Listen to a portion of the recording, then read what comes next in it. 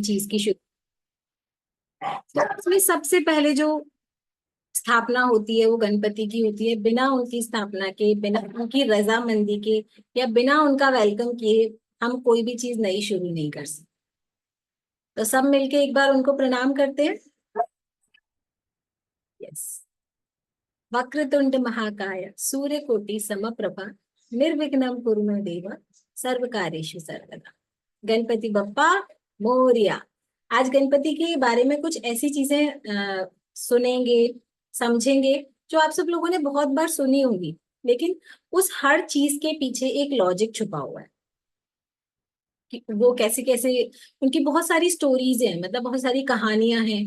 उन उस हर कहानी के पीछे ऐसा क्या है, ऐसा क्या है जो वो कहानियां इतनी ज्यादा फेमस हैं, या हर बुक में, बच्चों की पढ़ाई में या लाइफ के भी लेसन्स में काम आती है। ऐसा क्या है? ये गणपति के बारे में जो है ना, 5 बातें जो मुझे बहुत दिल से पसंद है और जो मेरे दिल के बहुत करीब है, जो मुझे छू जाती है हमेशा, और जो मैं हमेशा अपनी लाइफ में फॉलो भी करती हूँ, आज वो मैं आपको बताने वाली हूँ। जैसे पहली चीज, आप चाहें तो लिख भी सकते हैं क्योंकि ये लाइफ लर्निंग लेसन है, हम सबकी लाइफ में बहुत काम आने वाली चीजें। पहली चीज जो गणपति के बारे में सबसे अमेजिंग है, उसके भी पहले, how we can forget. Cheers everyone. इसको तो नहीं भूल सकते ना। और हेल्दी न्यूट्रिशन कहाँ है सबका? आ जाओ लेकर। Cheers cheers. कोई फोटो ले रहा है? Cheers Leena ma'am. Leena ma'am, इतना डार्क होता है ना आपकी फ्रेश का कलर।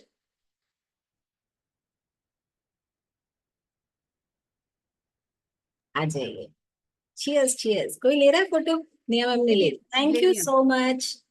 जितना डार्क लीना मैम के अफ्रेश का कलर है, और सुनीता चौहान मैम, आपका भी अफ्रेश है और समथिंग एल्स। ये ना इसमें हाइड्रेट है, नाइट वर्क्स है और थोड़ा सा फ्रेश है। तेल, मॉकटेल ले रहे हो आप? मॉकटेल। हाँ। Good, very good, amazing. तभी मैं वो सोच रही थी आपका कलर थोड़ा सा डिफरेंट है, but you are taking mocktail, it's really nice, thank you so much. So cheers everyone. अभी शुरुआत करते हैं अपने गणपति पापा की प्यारी प्यारी सी स्टोरीज की, जो हमें कैसे लाइफ में छोटी छोटी सी, मतलब छोटी छोटी सी घटनाओं के जरिए बड़ी बड़ी सीख देकर जाते हैं। पहली बात जो हम सबके लिए बहुत इंपॉर्टेंट है, उनका जो एटीट्यूड था वो हमेशा ऐसा रहता था, जो वो ठान लेते थे ना वो हमेशा करके दिखाते थे।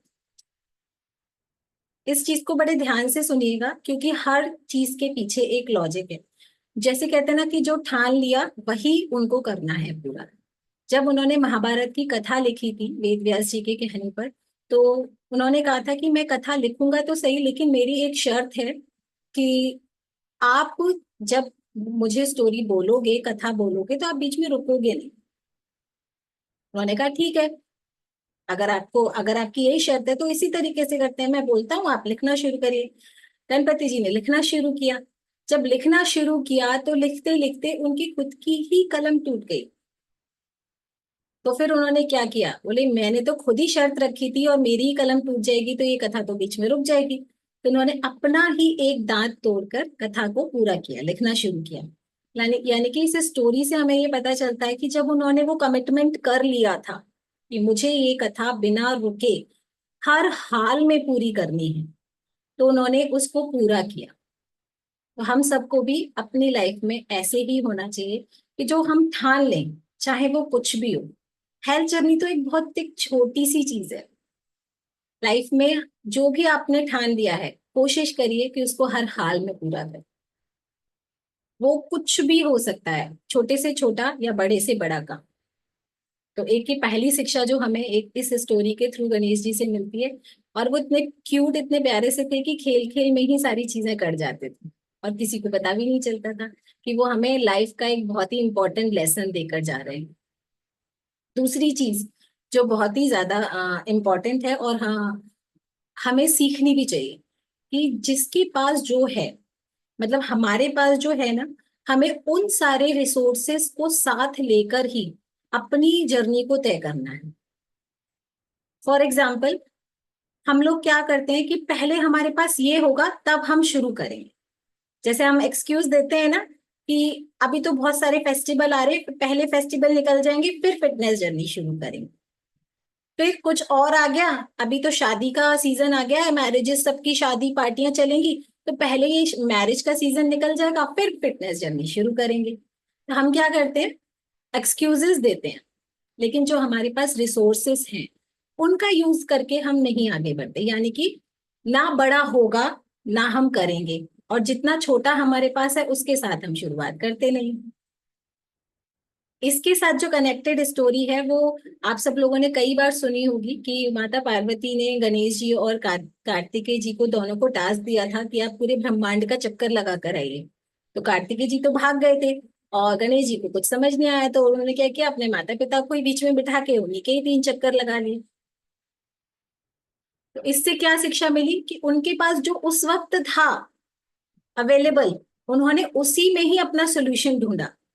उन्होंने पूरे ब्रह्मांड में जाकर, मतलब अपनी पास जो था वही उनको लगा कि यही मेरे लिए सब कुछ है, जो जो है वो यही बेस्ट है। और इससे, इस स्टोरी के थ्रू एक और शिक्षा मिलती है कि माता पिता हमारे लिए सर्वोपरि है। मतलब हमारा पूरा ब्रह्मांड माता पिता में समाया है। अग्री करते हैं आप सब?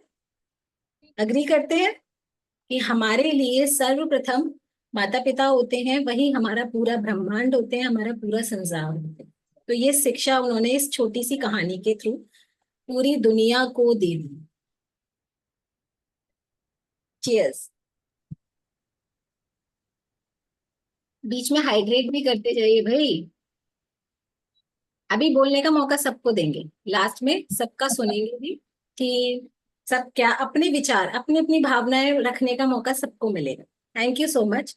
अभी आती है तीसरी बात, जो हम सबके लाइफ में बहुत इंपॉर्टेंट है और हम सबको प्रभावित भी करती है, कि हर किसी के जीवन में जो भी ड्यूटीज होती हैं, जो भी हमारी रिस्पॉन्सिबिलिटीज होती हैं, वो बहुत इंपॉर्टेंट होती हैं और उनको हमें हर हाल में पूरा करना चाहिए। इसके पीछे भी एक कथा है, मैं बताती हूँ। इसके पीछे तो इतनी सुंदर और सरल कथा है, इसके पीछे गणेश जी के खुद की जन्म की कथा है। जब पार्वती जी ने अपने ही उपटन से गणेश जी को बनाया और उनको बोला, उनको उनके अंदर प्राण जब डाले गए, तो उनको बोला कि मैं स्नान करने जा रही हूँ और तुम बाहर पहरा देना, किसी को भी अंदर मत आने देना। तो उस वक्त उस नन्हे के बालक, उस नन्हे से बालक के लिए, उस गणेशा के लिए उसकी ड्यूटी, उसकी रिस्पॉन्सिबिलिटी सबसे बड़ी थी। उस वक्त उन्हें कुछ भी नहीं पता था कि कौन उनके पिता हैं या क्या चीज करनी है क्या नहीं करनी, लेकिन उनकी माँ के दिए हुए इंस्ट्रक्शन, माँ के दिए हुए वचन ही उस वक्त उनके लिए सबसे महत्वपूर्ण थे। और उन्होंने उन वचनों को, उन इंस्ट्रक्शंस को उन्होंने इतनी चातुरता के साथ निभाया कि अपने फादर को भी अंदर जाने से रोक लिया। वो बात अलग है कि फिर जो आगे की स्टोरी है वो हम सबको पता है कि उनका सर कटा। फिर उसके बाद की कथा हम सबको पता है कि उनको हाथी का सर लगाया गया। लेकिन उन्होंने हर कीमत पर अपनी रिस्पॉन्सिबिलिटी, अपनी ड्यूटी निभाने की कोशिश की। तो ये हो गई तीसरी चीज जो हम लोगों को सीखने वाली है। आप सब लोग लिख रहे हैं तो बहुत इंपॉर्टेंट है, क्योंकि ये 5 बातें हमारी जीवन के लिए लाइफ लर्निंग लेसन, अगर हम इनको फॉलो करें ना, तो इनमें पूरे जीवन का सार छुपा हुआ है। जो भी ड्यूटीज, देखिए, as a mother, as a wife, as a daughter in law, as a daughter, मतलब जो भी हमारे रिश्ते हैं, हर रिश्ते की अपनी एक अलग अलग ड्यूटी होती है हमारी लाइफ में।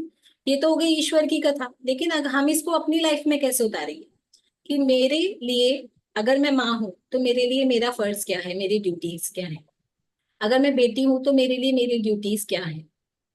अगर मैं बहन हूं तो मेरे लिए मेरी ड्यूटीज क्या है। उन सारी ड्यूटीज को हमें, सारी रिस्पॉन्सिबिलिटीज को हमें हर वक्त पूरा करने की कोशिश करें, और अपने दिए हुए रोल को हर कीमत पे निभाना। मतलब यानी कि जो रोल हमें मिला है लाइफ का, हम सबको एक एक किरदार मिला हुआ है, उस किरदार को हमें परफेक्टली निभाना। तो ये उनकी तीसरी शिक्षा थी। और आगे बात करते हैं चौथी शिक्षा की। छोटी छोटी चीजों में हम क्या करते हैं, उपहास करते हैं। और उसमें हमें बड़ा मजा आता है ना गॉसिपिंग करने में। किस किस को मजा आता है? चलो बताओ बताओ। अरे इसकी बात हो रही है, उसकी बात हो रही है। Okay. Okay Shalini ma'am, thank you so much. तो हमें उपहास करने में हमेशा मजा आता है। ऐसा ही एक इंसिडेंट ना गणेश जी के साथ भी हुआ था। एक बार वो एक दावत में से लौटे, और वो बहुत सारा, आप सबको पता था वो खाने के प्रेमी थे, तो हमेशा पेट भर के और सब बहुत ही ज्यादा, बहुत सारे मोदक, बहुत सारी मिठाइयाँ, सब कुछ एक साथ खाते थे। और जब वो एक दावत में से लौटे तो उनका ऐसा तोंद उनकी निकली हुई थी और वो अपने घर वापस आ रहे थे। उसी वक्त चंद्रमा ने, चंद्र भगवान ने उनका उपहास किया, मजाक उड़ाया उनके पेट को लेकर, उनके बड़े हुए पेट को लेकर। तो गणेश जी को गुस्सा आ गया अचानक से। उन्होंने उनको श्राप दे दिया कि तुम्हारा जो प्रकाश है वो घट जाएगा और अंधेरे अंधेरा हो जाएगा। उनसे उनकी जो चांदनी थी वो छीन ली। अब क्या हुआ? अब तो भैया ये तो प्रकृति का रूल है, अगर चांद नहीं निकलेगा तो कैसे काम चलेगा? फिर चंद्रमा को अपनी गलती का एहसास हुआ। उन्होंने उनसे बहुत बार क्षमा मांगी। तो फिर गणेश जी तो गणेश जी थे, उनका दिल तो बहुत अच्छा था। उन्होंने उनको माफ किया, लेकिन उन्होंने बोला मैं आपको माफ तो कर सकता हूँ लेकिन मेरा श्राप खाली नहीं जा सकता। ऐसा हो सकता है कि आपकी चांदनी छिपेगी तो सही, लेकिन 15 दिन के, 15 दिन हटोगे, 15 दिन आप बढ़ोगे। याद होगा। तो ये थी हमारी चौथी शिक्षा, जो गणेश जी हमें हमेशा, गणेश जी की इस स्टोरी से हमें सुनने को, सीखने को मिलती है कि हमें कभी भी किसी भी कंडीशन में किसी का मजाक, किसी का उपहास नहीं उड़ाना चाहिए, क्योंकि हमें नहीं पता वो किस सिचुएशन में, हमने उसके जूते में पाँव नहीं डाला है। हमें नहीं पता उसकी लाइफ में क्या चल रहा है, वो किस दौर से गुजर रहा है, और हम क्या करते हैं, एक पल में ही इतना जजमेंटल हो जाते हैं, मजाक उड़ाना, हंसी उड़ाना, ये सब कुछ करना शुरू कर देते हैं। तो ये छोटी सी कहानी हमें शिक्षा देके जाती है कि हमें कभी भी किसी का उपहास नहीं करना चाहिए। अब बात आती है पांचवी शिक्षा की, जो बहुत ही अमेजिंग है, कि सेल्फ रेस्पेक्ट, आत्मसम्मान हर व्यक्ति के लिए इंपॉर्टेंट है। अगर आपके अंदर आत्मसम्मान यानी कि सेल्फ रिस्पेक्ट नहीं है, तो जैसे कहते हैं ना कि ये तो, आपने मुहावरों में सुना होगा कि ये तो बिना रीढ़ की हड्डी का इंसान है, इसके अंदर रीढ़ की हड्डी नहीं है, यानी कि आत्मसम्मान ही नहीं है। तो हर इंसान के अंदर आत्मसम्मान होना चाहिए। मैं आत्मसम्मान की बात कर रही हूँ, अभिमान की बात नहीं कर रही, ये चीज आप ध्यान रखिएगा। अभिमान में और आत्मसम्मान में जमीन आसमान का अंतर होता है। तो आत्मसम्मान की जब बात होती है तो इसके पीछे भी एक बहुत ही प्यारी सी स्टोरी है। जब भगवान विष्णु का विवाह हो रहा था माता लक्ष्मी के साथ, तो सारे देवताओं को इनविटेशन गया, बुलावा गया, लेकिन सिर्फ गणेश जी को नहीं बुलाया। तो फिर सारे देवताओं ने पूछा, अरे भाई सारे देवता तो आ गए, गणेश जी क्यों नहीं आए? फिर कैसे भी करके गणेश जी से बात ही उनको बुलाया, तो उनको बोला कि तुम यहीं पर ठहरो घर पर, उस जगह पर, और यहाँ पहरा दो। और विष्णु जी की बारात चली गई, सारे देवता लोग बारात में चले गए। अब गणेश जी वहां पर पहरा दे रहे थे। अब गणेश जी पहरा दे रहे थे तो हमारे तो नारद मुनि बड़े चंचल हैं, उनके पास पहुंचे, महाराज आप यहाँ कैसे अकेले बैठे हुए हो, आप नहीं गए बारात में? बोले कि देख लो भाई, मुझे तो लेके ही नहीं गए। बोले इसलिए नहीं लेके गए होंगे, आप सारा खाना खा जाते। बोले अच्छा ऐसी बात है इसलिए नहीं लेके गए। अब मजा चखाते हैं, नारद जी ने उनको एक सुझाव दिया, एक जैसे कहते हैं ना, एक आइडिया दिया। ऐसा करो, आप अपने मूषक राज को बोलो कि वो बारात में जाए और सड़क, जो रोड जहां से बारात निकल रही है, उसको पूरा खराब कर दे। तो मूषक राज की सवारी गई और सारे रोड खराब कर दिए, बड़े बड़े गड्ढे, और ये सब जो भी रथ थे सब पहिए टूट गए, सब कुछ हो गया, खराब हो गया, यानी कि बारात आगे बढ़ ही नहीं पाई। अब फिर किसी को याद आया कि गणेश जी नहीं आए, शायद ये इसीलिए हुआ है। अब फिर गणेश जी के पास जाया गया, उनको बुलाया गया कि महाराज जी ये क्या है, आपके मूषकों ने ये क्या कर दिया? बोले कि इसमें तो मेरा कोई दोष है ही नहीं, मैंने तो कुछ नहीं किया। तो बोले कि हमें क्षमा कर दीजिए और प्लीज आप ये करिए ताकि बारात टाइम से पहुंच सके। फिर वहां पर किसान वगैरह को बुलाकर रथ सारे वो सब रिपेयर कराए गए और बारात फिर आगे बढ़ी। तो इससे क्या, इस स्टोरी के पीछे क्या शिक्षा है, कि अगर आप कोई भी शुभ काम करने जा रहे हो और गणेश जी को याद नहीं करोगे तो अलर्ट हो जाओ। कुछ भी हो सकता है, मूषक राज भी आ सकते हैं। तो हमें क्या कर, इसीलिए माना जाता है कि जब भी हम किसी नए काम की, शुभ काम की शुरुआत कर रहे होते हैं तो हमेशा गणेश जी का ध्यान किया जाता है और उनको सर्वप्रथम उनकी स्थापना की जाती है। तो ये 5 ऐसे लाइफ लर्निंग लेसन्स हैं जो हमें गणेश जी की स्टोरी से सीखने को मिलते हैं, और अगर हम इनको अपनी लाइफ में उतार लेते हैं ना, तो लाइफ में कुछ और सीखने समझने की, मतलब सीखने समझने से मेरा मतलब है कि सीखना तो हमेशा लाइफ लॉन्ग चलता है, लेकिन लाइफ के लिए और बहुत ज्यादा लेसन्स की जरूरत नहीं पड़ती, क्योंकि इन 5 छोटी छोटी स्टोरी में पूरा ब्रह्मांड समाया गया है, हर शिक्षा समाई गई। तो थैंक यू सो मच। और एक और चीज के साथ इसको हम कंप्लीट करेंगे, फिर हम सबकी बात सुनेंगे। गणेश जी के जो हम देखते हैं, उनका चेहरा अलग है, क्योंकि उनका जो चेहरा है वो हाथी का लगाया गया था। तो उनके कुछ स्पेशल जो अंग हैं, जैसे बड़े बड़े कान हैं, बड़ी सी सूंड है, उनके स्पेशल दांत हैं, या उनके बड़ा सा पेट है। अब वो हर अंग उनका एक संदेश देकर जाता है, एक शिक्षा देकर जाता है।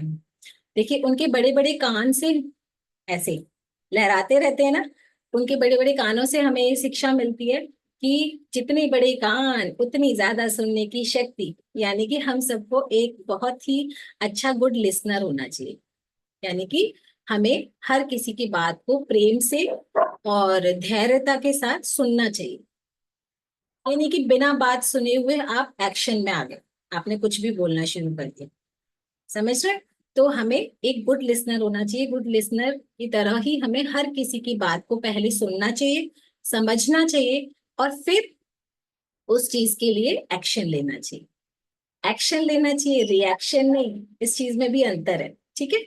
और उनका जो बड़ा सा पेट है, वो हमें बहुत अच्छा संदेश दे के जाता है। जैसे कहते हैं ना कि किसी के पेट में कोई बात नहीं पचती, तो बड़ा सा पेट उनका हमेशा ये संदेश दे के जाता है कि उनके पेट में सारी बातें पच जाती हैं। हमें हमेशा अपने दोस्तों की, अपने परिवार की, जिनसे भी हमारे अच्छे संबंध हैं, अगर हमने उनसे कभी भी कोई सीक्रेट शेयर किया है या उनके साथ कोई ऐसी बातें की हैं, तो उसको हमें अपने हमेशा पेट में रखनी चाहिए। ऐसा नहीं इधर की बात उधर, उधर की बात इधर। इससे क्या होता है, आप जो अपने लिए कर्मा जनरेट कर रहे हो ना, वो आज नहीं तो कल आपके सामने जरूर आए। ऐसा होता है क्योंकि ये दुनिया गोल है, यहाँ पर सब कुछ रिवर्स आता है। और जब जो रिवर्स होकर आता है ना, वो मल्टीप्लिकेशंस में आता है, यानी कि गुणकों में आता है। आप एक चीज किसी के लिए करोगे, वो आपके लिए 100 गुना होकर आती है। तो उनका बड़ा पेट हमेशा ये संदेश देता है हम सबको कि हमें हर किसी की बात को अपने पेट में, यानी कि मन में रखनी चाहिए, और इधर की उधर नहीं करनी चाहिए। अब उनकी सूंड है, उनकी लंबी सी सूंड हमें क्या संदेश देती है? आपने उनकी सूंड को हमेशा देखा है, कभी इधर कभी इधर कभी इधर लहराती रहती है, हमेशा एक्टिव मोड पर। तो ये सूंड से, उनकी सूंड से हमें ये संदेश मिलता है कि हमें अपनी लाइफ में हमेशा एक्टिव रहना है, हमेशा तंदुरुस्त रहना है, स्वस्थ रहना है, और एक्टिव रहना है हर काम के लिए। हमेशा ready, ever ready. Ever ready batteries होती है ना, जस्ट लाइक दैट। तो उनकी सूंड हमें इतना प्यारा संदेश देती है। दूसरे नेक्स्ट आते हैं उनके दांत। उनके दांत, देखिए उनके दांत आप सबने देखे, बाहर जो निकले हुए हैं वो अलग है, और उनके अंदर जो है, मुंह मुंह के अंदर जो खाने वाले दांत हैं वो अलग है। इसीलिए ये कहावत भी बनी हुई है कि अंदर के दांत और, खाने के दांत और दिखाने के दांत और। आप सबने सुना ही होगा ना कि किसी इंसान के लिए बोलते हैं, अरे यार ये तो, इसके तो खाने के दांत और दिखाने के दांत और, ये तो ऐसा है। लेकिन ये इतना अच्छा संदेश देकर जाता है, किसी के लिए आप बोल रहे हो, उसका जो भी मायना है। लेकिन ये दांत हमारे लाइफ में हमको क्या संदेश देकर जा रहे हैं कि हर व्यक्ति के 2 पहलू होते हैं। यानी कि हर, जैसे कहते हैं ना सिक्के के 2 पहलू होते हैं, हेड एंड टेल, ऐसे ही हर व्यक्ति के भी 2 रंग होते हैं, 2 रूप होते हैं, 2 पहलू होते हैं। यानी कि वो अपने परिवार के लिए, खुद के लिए एक अलग इंसान होता है, और सोसाइटी के लिए एक अलग इंसान। और ऐसा होना भी चाहिए, क्योंकि जैसा हम अपने परिवार के साथ हैं, जैसा हम अपने घर वालों के साथ मिलकर रहते हैं, वो रूप हम अपने बाहर वालों को नहीं दिखा सकते। ऐसा होता है ना, हमें प्रोफेशनली अलग रहना है, अलग रूप में रहना है, और जब हम अपने घर में होते हैं पर्सनली हमारा एक अलग रूप होना चाहिए। तो इसमें इस चीज को नेगेटिव वे में बोला जाता है कि इसके खाने के दांत और दिखाने के, और लेकिन इसका एक बहुत ही पॉजिटिव अर्थ है, बहुत ही सकारात्मक अर्थ है, अगर हम इसको समझ पाए कि हर व्यक्ति के तभी तो दो हमें होते हैं। दवाई रखनी पड़ेगी। व्यक्तिगत रूप से वो अलग होता है, और बाहरी रूप से यानी कि सोसाइटी के लिए वो अलग होता है। तो इस तरीके से गणेश जी ने हमें हमारी लाइफ में उनकी उनके स्वरूप ने हमें इतनी शिक्षा दी है। उन्होंने जो लीलाएं की हैं, उनकी जो स्टोरीज हैं, उन्होंने हमें इतनी शिक्षा दी, यानी कि उनकी हर चीज हमें एक शिक्षा देकर जाती। तो ये था आज का लेसन। एक बार सबको मौका देंगे अपनी अपनी बात करने का। Thank you so much.